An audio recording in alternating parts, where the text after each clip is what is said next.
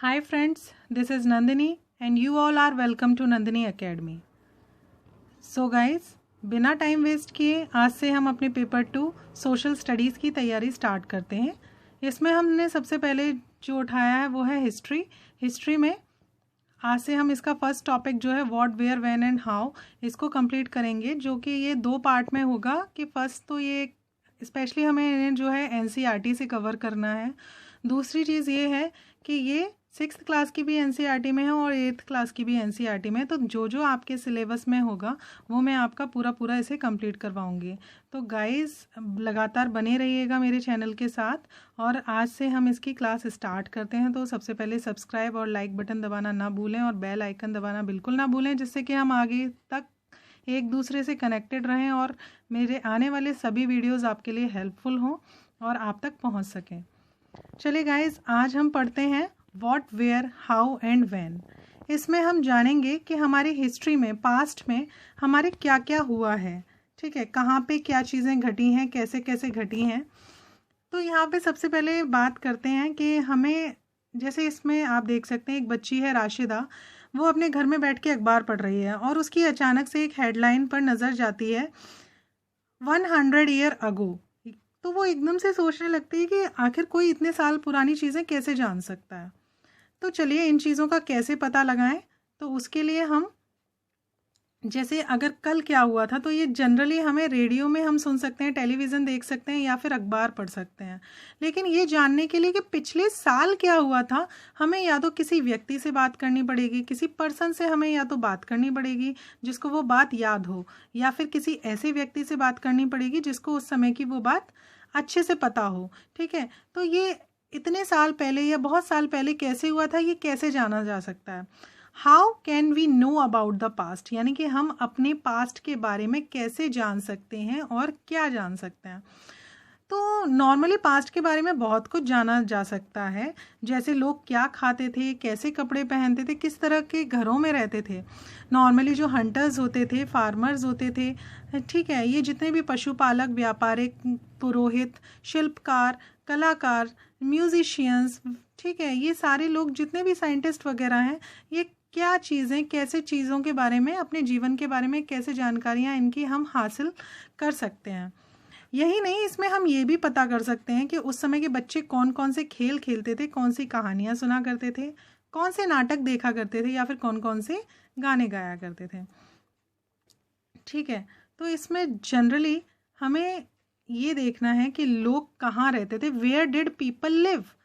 तो इसमें हम, जैसे इसमें दिया हुआ है कि इसमें मैप दिया हुआ है नीचे, कि मैप में आप पता लगाएं कि नर्मदा नदी कहाँ है। तो चलिए गाइस, पहले हम मैप देखते हैं। तो मैप में कुछ आपको चीज़ें मैं इंडिकेट करना चाहूँगी, जिसमें कि जैसे आप एक बार देखिएगा कि ये कीर्थर एंड सुलेमान हिल्स जो हैं लगभग पाकिस्तान बलूचिस्तान बॉर्डर पे पाकिस्तान के एरिया में हैं। ठीक है, ये यहाँ पर हैं, इनको अच्छे से आप वॉच कर लीजिए ताकि ये हम आगे जब अपना चैप्टर रीड करें तो उसमें इसे समझने में आसानी हो। तो ये आपको मैं ऐसे करके दिखाती हूँ कि आखिर आपको कहाँ पे करना है। तो ये कीर्थर, सुलेमान, ये आपकी आपकी ये 2 हिल्स हो गए। इसके अलावा आपका यहाँ पे ये विंध्यास हो गया। उसके अलावा ये गंगा नदी हो गई आपकी। ठीक है, उसके अलावा ये गंगा की सहायक सोन नदी,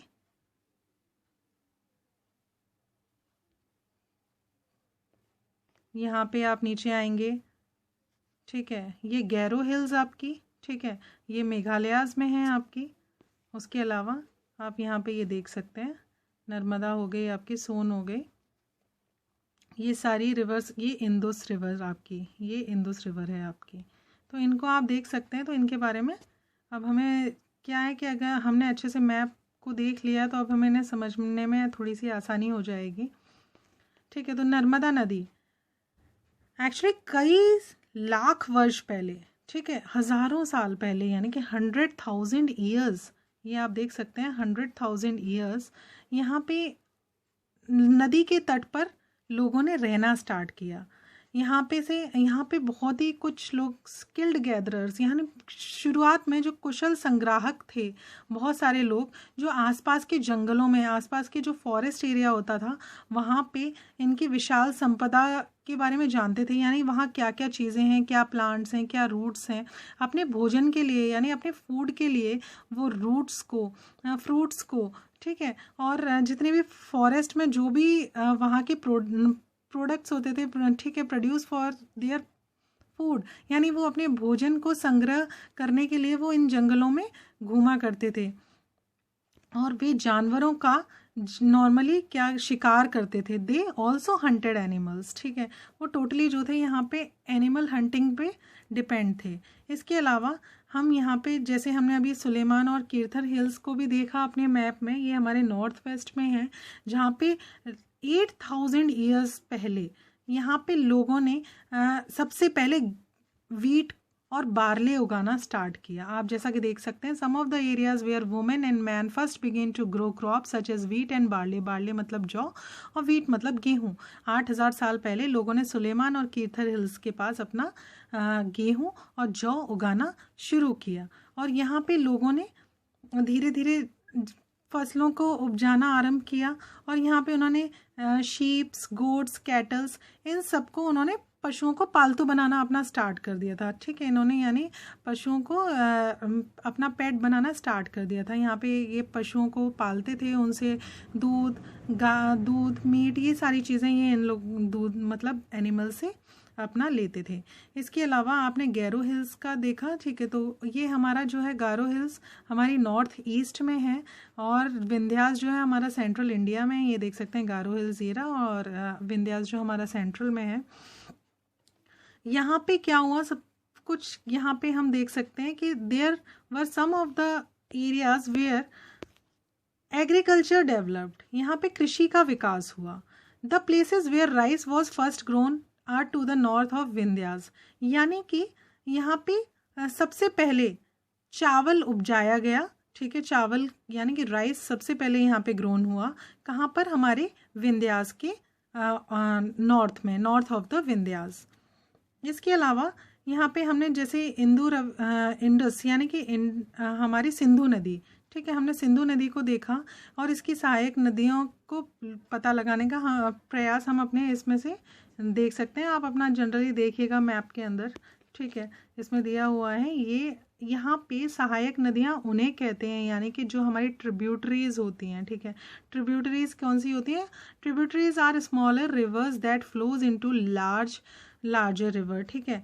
ये सहायक नदियाँ उन्हें कहते हैं जो एक बड़ी नदी में मिल जाती हैं। तो लगभग about 4700 years ago some of the earliest cities flourished on the bank of these rivers। इन 4700 साल पहले नदियों के किनारे कुछ आरंभिक मतलब नगरीकरण होना स्टार्ट हो गया था यहाँ पे, यानी कि सिटीज़ बनना स्टार्ट हो गए थे।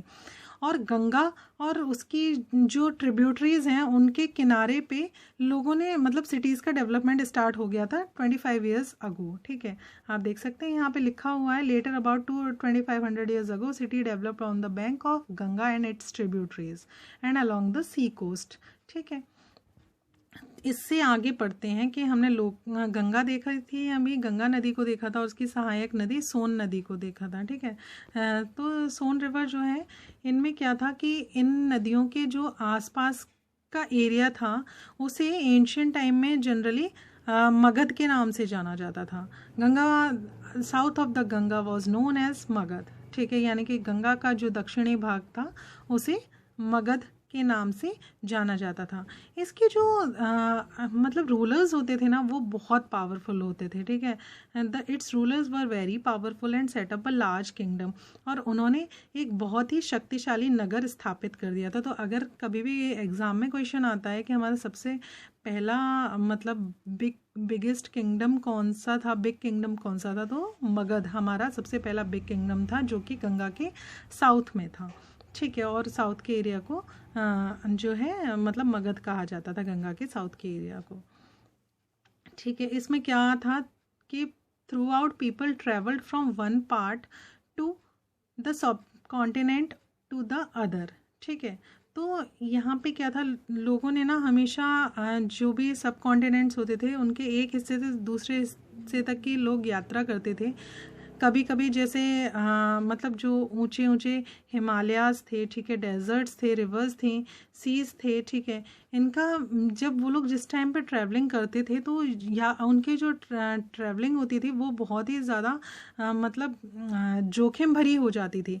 फिर भी वो यात्रा उनके लिए बहुत असंभव नहीं होती थी। क्यों असंभव नहीं होती थी? क्योंकि वो लोग काम की तलाश में, तो कभी जो भी नेचुरल डिज़ास्टर्स हो जाते थे, ठीक है, जैसे कि कभी फ्लड आ गया या ड्रॉट हो गया, तो उसकी वजह से उन्हें एक स्थान से दूसरे स्थान पर जाना पड़ता था।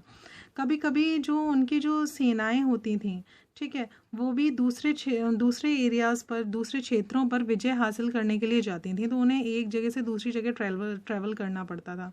इसके अलावा जो भी मर्चेंट होते थे, ठीक है, वो कभी या तो मतलब कारवां, ठीक है, या तो वो कभी काफिलों में या तो कभी जहाज़ों में अपने साथ जो भी जहाज़ होते थे, शिप्स होते थे, उनमें अपना वैल्यूएबल गुड्स को एक जगह से दूसरी जगह, वैल्यूएबल यानी कि मूल्यवान वस्तुओं को एक जगह से दूसरे स्थान पर लेके जाते थे। जो उनके नॉर्मली धार्मिक गुरु होते थे, रिलीजियस टीचर्स होते थे, वो लोगों को शिक्षा और सलाह देने के लिए एक गांव से दूसरे गांव तथा मतलब एक गांव से दूसरे गांव जाते थे, टाउन टू टाउन जाते थे, एक कस्बे से दूसरे कस्बे में जाते थे। उसके अलावा वो लोगों को शिक्षा और सलाह देते थे, ठीक है। और कुछ लोग नए और बहुत ही मतलब कह सकते हैं उसको, नए और एडवेंचर की खोज में, है ना, यानी कि कोई नई रोचक कोई जगह, एडवेंचर मतलब रोचक कोई उत्सुकता वाली जो जगह होती है वहाँ पे यात्रा करते थे, कभी ट्रैवलिंग के लिए निकल गए। तो इन्हीं सभी यात्राओं को, जो भी ट्रैवलिंग होती थी, इसी को जानने के लिए हम लोग मतलब इस बुक के थ्रू हमें जानने को मिलेगा कि पुराने लोग किस तरीके से एक जगह से दूसरी जगह ट्रैवल करते थे। तो why do people travel now अडेज? आज लोग यात्राएं क्यों करते हैं? तो आज इसमें आप देखेंगे कि ये जो हमने अभी मैप देखा था, इसमें जितने भी माउंटेन्स हैं, ठीक है, हिल्स हैं या फिर सी हैं, ठीक है, और उसके अलावा जितने भी natural frontiers of the sub continents हैं, ठीक है, ये इनका निर्माण करते हैं। यानी कि पहाड़ियाँ, पर्वत और समुद्र इस उपमहाद्वीप का प्राकृतिक सीमा का निर्माण करते हैं, ठीक है। इसके अलावा लोग इन जितनी भी ये जो सीमाएं थी, इनको आसान नहीं होता था एक्चुअली, इतना इजीली ये लोग इन्हें पार नहीं कर सकते थे, ठीक है। वो नॉर्मली क्या है, वो चाहते थे कि हम वो पर्वतों को छू लें, ऊंचाइयों को छू सकें, जितने से जितना डीप में वो जा सकते हैं, ठीक है, did scale the mountains and cross the seas, ठीक है, और वो समुद्र को पार कर सकें, ठीक है। या फिर सब कॉन्टिनेंट्स की से कुछ भी लोग यहाँ आए और यहीं पे बस गए। लोगों ने धीरे धीरे एक जगह से दूसरी जगह जाके, अगर उससे आगे नहीं जा पाए तो लोग वहीं पे एक ही जगह पे अपना रहने लग गए। इसके अलावा The movements of people enriched our cultural traditions. People have shared new ways of carving stones. ठीक है, यहाँ पे क्या हुआ, कई सौ वर्षों से लोग पत्थरों को तराशने, ठीक है, अपना म्यूजिक कंपोज करने लग गए, या फिर अपना यहाँ पे उन्होंने भोजन बनाने के, यानी फूड कुक करने के नए नए तरीके और विचार करने लगे जब वो एक जगह पे रुक गए।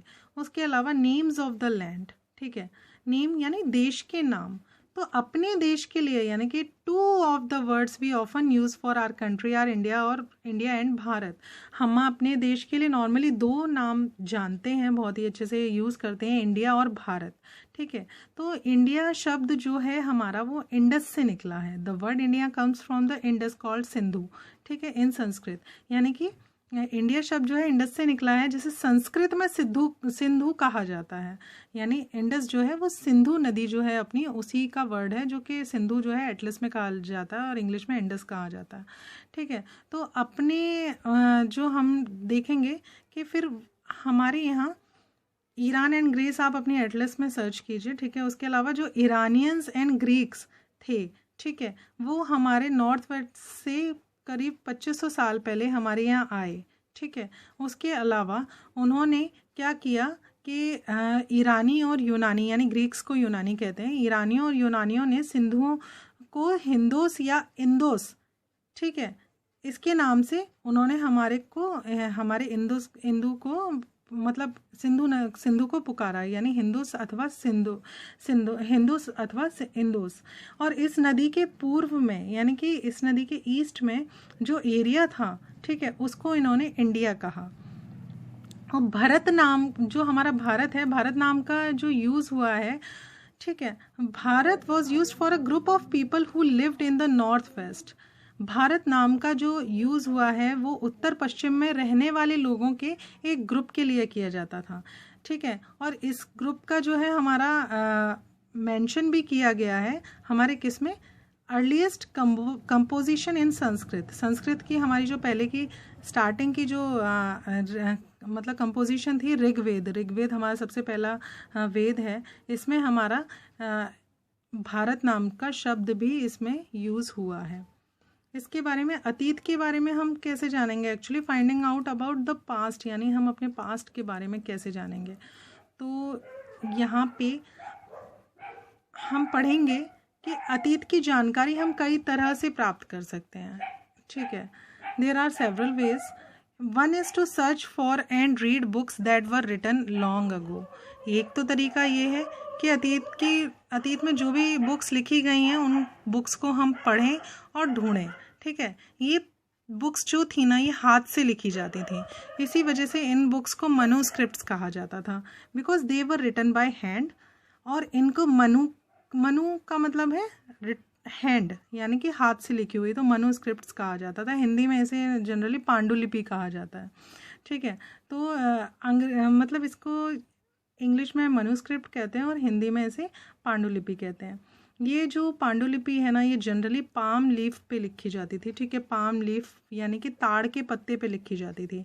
और हिमालयाज़ में ना एक पेड़ उगता है, ठीक है, जिसको बुर्ज के नाम से जानते हैं। उसके पेड़ की छाल से बहुत ही स्पेशल तरीके से एक पत्ते पे इसे लिखा जाता था, ठीक है। तो जनरली आप जैसे इसे नीचे देख पा रहे होंगे, ठीक है, ये जो है आपका, ये एक मनुस्क्रिप्ट है आपकी। इसके अलावा यहाँ पे आ जाएं अगर, a page from a palm leaf of manuscript, this manuscript was written about 1000 year ago, ठीक है। यानी कि ये पांडुलिपि जो है मतलब 1000 वर्ष पहले लिखी गई थी। किताब बनाने के लिए इसमें ताड़ के पत्तों को काटकर उनके अलग अलग हिस्से किए गए थे और उनको एक साथ बांध दिया जाता था। तो बुर्ज के, जो अभी हमने पढ़ा कि बुर्ज के पेड़ की जो छाल होती थी, ठीक है, बार्क ऑफ अ ट्री, ठीक है, ये इस छाल से, बुर्ज के पेड़ की छाल से बनी ऐसी ही एक पांडुलिपि है ये, जिसे हम यहाँ पे देख सकते हैं। इसके अलावा हम पढ़ेंगे कि किस तरीके से इसके आगे का हम इसको कंप्लीट करते हैं।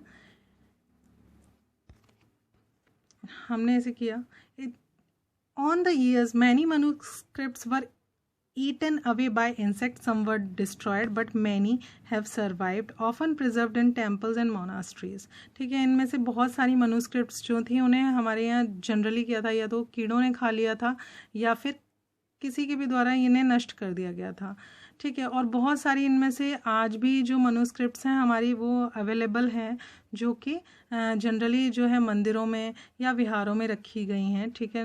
मतलब उन्हें सहेज के रखा गया है टेम्पल्स में और मोनास्ट्रीज़ में, ठीक है। और इनमें हम जनरली क्या क्या हमें इन बुक्स में देखने को मिलता था, इनमें हम हमारे यहाँ जनरली जो है मतलब सभी तरीके के सब्जेक्ट्स के बारे में इसमें लिखा जाता था। Religious beliefs and practices, the lives of kings, medicine and science, ठीक है, मेडिसिन एंड साइंस से related. Besides there were epics, poems, plays, ठीक है। उसके अलावा यहाँ पे पोएम्स भी होती थी, प्लेज भी होते थे। ये सारे जो है ये संस्कृत में लिखे हुए थे, ठीक है। ये जितने भी हमारे मनुस्क्रिप्ट्स थे ये जनरली संस्कृत में लिखे हुए थे, या कि और कई प्राकृत में भी लिखे हुए थे। प्राकृत मतलब जो ऑर्डिनरी पीपल, जो पर्टिकुलर एरिया के लोग जो आपस में जो लैंग्वेज बोलते हैं उसमें, और कुछ तमिल में, ठीक है। तो 3 तरीके की हमने लैंग्वेज देखने को मिली हैं। एक तो मनुस्क्रिप्ट, ठीक है, उसके अलावा मनुस्क्रिप्ट जो है 3 तरीके के उसमें देखने को मिला, एक तो संस्कृत में, प्राकृत में और तमिल में।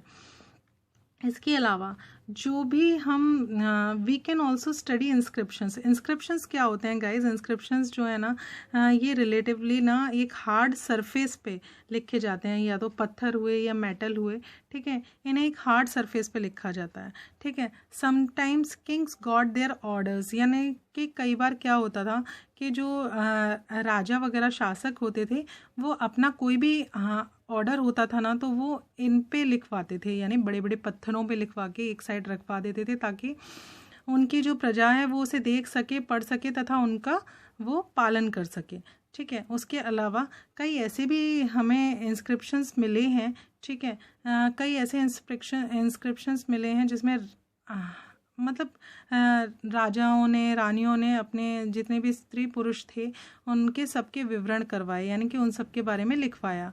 जैसे कि एग्जाम्पल के तौर पे आप ले सकते हैं कि शासक जो था वो अपनी लड़ाइयों में जो भी उसने जहाँ जहाँ पर भी विजय प्राप्त की थी उसका वो लेखा जोखा अपना लिखवा देता था, यानी कि ये देख सकते हैं आप, Kings often kept record of victories in battle, ठीक है, जो भी वो उसकी विक्ट्रीज हुई थी बैटल में वो अपना लिखवा के वहाँ पे गड़वा देता था ताकि लोग उन्हें देख सकें।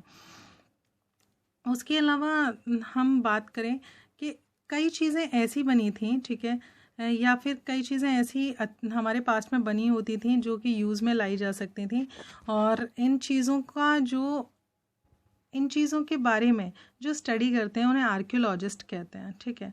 तो आर्कियोलॉजिस्ट मतलब हिंदी में इसे कहेंगे पुरातत्ववादी, ठीक है। तो ऐसी जो भी वस्तुएं जो हमारे पास्ट में बनी और प्रयोग में लाई जाती थी उनका जो भी अध्ययन करते हैं उन्हें पुरातत्ववादी कहते हैं। ठीक है, ये क्या है, ये लोग जो होते हैं ये पत्थर और ईंट से बनी जितनी भी बिल्डिंग्स होती हैं उनके जो बचे हुए मटेरियल्स हैं, ठीक है, रिमेनिंग्स हैं जो उनके, या फिर पेंटिंग्स हैं, स्कल्पचर्स हैं, ठीक है, उनके बारे में ये लोग स्टडी करते हैं। उसके अलावा ये जनरली जो है ना टूल से, वेपन से, पॉट्स, ठीक है, स्पैन्स, ऑर्नामेंट्स एंड कॉइन्स, ठीक है, जो भी चीज़ें इन लोगों को मिलती हैं ये उसके बारे में अपना रीड आउट करते हैं, और उससे जो भी चीज़ें इन्हें खुदाई में मिलती है उसको देखकर ये लोग उसके बारे में आगे के लिए हम लोगों तक इन्फॉर्मेशन पहुंचाते हैं कि ये कितने साल पुरानी थी, कैसी थी, किस चीज़ से बनी थी।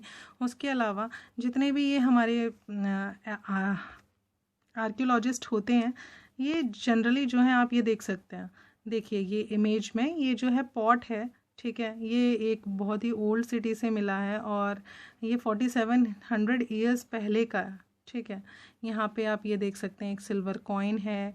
उसके अलावा ये एक सिल्वर कॉइन्स के बारे में दिया हुआ, ये 2500 साल पुराने हैं।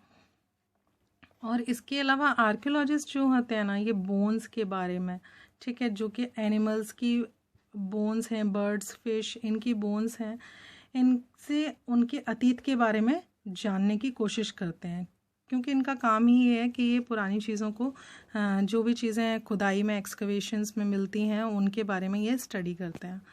उसके अलावा बात की जाए गाइज, इसमें मैं मेन आपका सारा कुछ करवा रही हूँ जिससे कि आपका जल्दी से जल्दी ये चैप्टर्स कंप्लीट हों। अतीत एक या अनेक होते हैं, ठीक है, हमारे जो पास्ट होते हैं एक होते हैं या बहुत सारे होते हैं, ठीक है।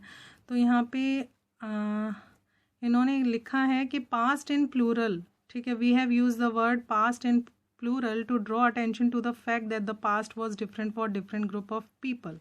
इन्होंने कहा है कि अतीत शब्द का प्रयोग जो है ना इन्होंने प्लूरल के रूप में किया है, यानी बहुवचन के रूप में किया है। ऐसा इसलिए किया है ताकि अलग अलग ग्रुप्स के जो लोग होते थे उनकी हर किसी का अलग अलग लिविंग होता था, ठीक है, हर किसी की अलग अलग लिविंग होती थी, हर किसी की अलग अलग सोच होती थी।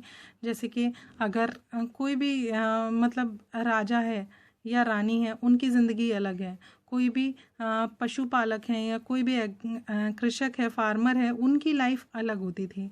क्यों? क्योंकि राजा रानी का स्टैंडर्ड अलग था, इन लोगों का स्टैंडर्ड अलग था, इनके रीति रिवाज अलग थे। कुछ लोग क्या कहते हैं, ज़्यादातर लोग जो है मछलियाँ पकड़कर अपना भोजन करते थे, ठीक है, ज़्यादातर लोग मछलियाँ पकड़कर भोजन करते थे, उनके कस्टम्स अलग अलग होते थे। उसके अलावा जैसे कि अभी भी अंडमान आइलैंड्स वगैरह में आज भी ऐसी जगह हैं जहाँ पे लोग जो हैं फ़िशिंग करते हैं, हंटिंग करते हैं और फॉरेस्ट का जो भी मटेरियल होते हैं, फॉरेस्ट प्रोड्यूस जो होते हैं, उन्हें कलेक्ट करके वो अपना जीवन यापन कर रहे हैं। ठीक है, इसके अलावा अब हम पढ़ेंगे व्हाट डू डेट्स मीन्स। ठीक है, इसके मतलब डेट्स का क्या मतलब है। अगर कोई हमसे पूछे कि उस दिन उतनी तारीख और उस महीने में, ठीक है, जैसे कि इसमें कहा गया है कि 2000 वर्ष 2000 या इस तरीके का कोई भी वर्ष बताओ। ठीक है, तो ये गाइस ध्यान रखिएगा कि जो ईसा मसीह थे, हमारे जीसस क्राइस्ट थे, उनके बर्थ को एज अ ज़ीरो माना जाता है। ठीक है, बर्थ को ज़ीरो माना जाता है और उससे पहले जो भी घटनाएं घटी हैं हमारे लाइफ में, ठीक है, उनको BCE में कैलकुलेट किया जाता है और ईसा मसीह के जन्म के बाद की जो भी घटनाएं हैं उनको AD में कैलकुलेट किया जाता है। ठीक है, तो आप यहाँ पे देख सकते हैं BC मीन्स बिफोर क्राइस्ट और AD मीन्स आपका एनो डोमिनो। ठीक है, यानी in the year of Lord. ठीक है, अब जैसे इसमें दिया हुआ है कि सपोज़ 2005 है, तो 2005 को आप कैसे लिखेंगे, 2005 को एज अ AD 2005 लिखेंगे आप। ठीक है, तो और यहाँ पे BCE means before common era. ठीक है, तो इस तरीके से आप देख सकते हैं और BP का मतलब इसमें बिफोर प्रेजेंट है। अब इसके नीचे की बात की जाए तो ये हमारी जो है इंस्क्रिप्शंस इन्होंने दिखाई हुई हैं इस तरीके से ना, वर्डिंग्स को, यानी कि वर्डिंग्स में इस तरीके से आपको बताया जाता था कि हमने जैसे पढ़ा कि इंस्क्रिप्शंस जो है ना हार्ड मटेरियल्स पे, यानी कि हार्ड सरफेसेस पे बनाई जाती थी। ठीक है, तो उन्हें गोद कर इस तरीके से उन पे लिखा जाता था और उसमें अलग अलग डिफरेंट स्क्रिप्ट्स का यूज़ होता था, लैंग्वेजेस का यूज़ होता था और languages which were used as well as scripts have change over time. ठीक है, टाइम के अकॉर्डिंग लैंग्वेज भी चेंज होती गई, लोगों की स्क्रिप्ट्स भी चेंज होती गई। ठीक है, तो इसके अलावा एक्चुअली इसमें विद्वान जितने भी स्कॉलर्स होते हैं ना, वो कैसे जान पाते हैं कि क्या लिखा था इसमें। तो इसका पता जो है ना, ये एक मतलब डेसिफरमेंट के थ्रू पता किया जाता है। ठीक है, इस प्रोसेस को कहते हैं कि उन लोगों ने क्या लिखा था, इस प्रोसेस को कहते हैं डेसिफरमेंट। डेसिफरमेंट मीन्स अज्ञात लिपि। ठीक है, तो इसका पता जो है हमारा अज्ञात लिपि से ही हमारा इसका पता लगाया जाता था। ओके गाइज, यहाँ पे हमारा 6th क्लास का चैप्टर फर्स्ट कंप्लीट होता है, व्हेन वेयर एंड हाउ का। नेक्स्ट क्लास में मैं आपके लिए दूसरा टॉपिक लेके आऊँगी, यानी कि व्हेन वेयर एंड हाउ का नेक्स्ट 8th क्लास का मैं आपका चैप्टर कंप्लीट करवाऊँगी, जिससे कि हमारा फर्स्ट जो लेसन है जो हमारा सिलेबस में, सीटेट के सिलेबस में है, NCERT से रिलेटेड हिस्ट्री से, वो हमारा यहाँ पे कंप्लीट हो जाएगा। ओके गाइज, अगर आपको क्लास अच्छी लगी हो तो डेफिनेटली सब्सक्राइब करें और कमेंट्स करके ज़रूर बताएं अगर कोई भी सजेशंस हो रिगार्डिंग इसके। Thank you so much guys, take care, bye bye.